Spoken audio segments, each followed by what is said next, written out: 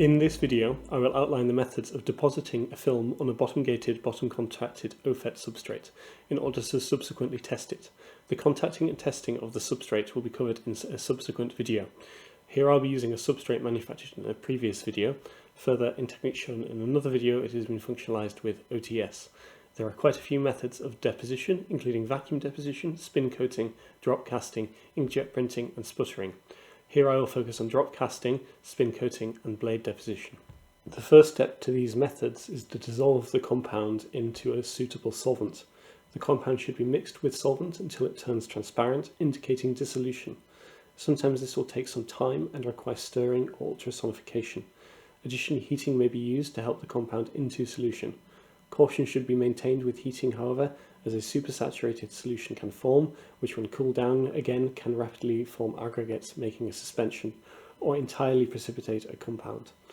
With polymers, this is more complicated, as gels may form prior to precipitation. P3HT is shown here, which it is claimed can form beneficial aggregates. The paper is linked below. Regardless, precipitation, aggregation, and gels can affect the films formed, and so caution should be maintained about cloudy solutions. Once we have a compound in solution, we can start depositing the films. First, I will show drop cast film coating. In order to do this, a small amount of compound is dropped onto the gate section of each substrate. The compound may be optionally heated during this step. Subsequent to it, the substrate is often annealed. In this example, I have used 1 microliters of 0.5 mg per ml P3HT in a 1:4 mix of chloroform and orthodichlorobenzene, heated to 50 degrees Celsius.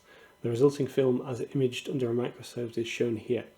A major disadvantage of drop casting is that it often produces quite inhomogeneous films.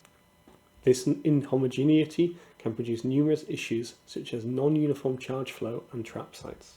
A second approach is spin coating. Spin coating involves depositing compound in solution onto a spinning substrate. This tends to produce more uniform films. In order to do this, commonly a quantity of solution is deposited onto a substrate and then it is spun at a prescribed speed. Here I am using 100 microliters of 5 mg per ml P3HT in a 1:4 mix of chloroform and orthodichlorobenzene. It is also possible to deposit the compound while the substrate is spinning. However, how well this method works will depend on the substrate. The final method I will be showing is blade deposition. This involves scraping a blade along a surface coated with a solution of the desired material. There appears to be two ways of doing this method.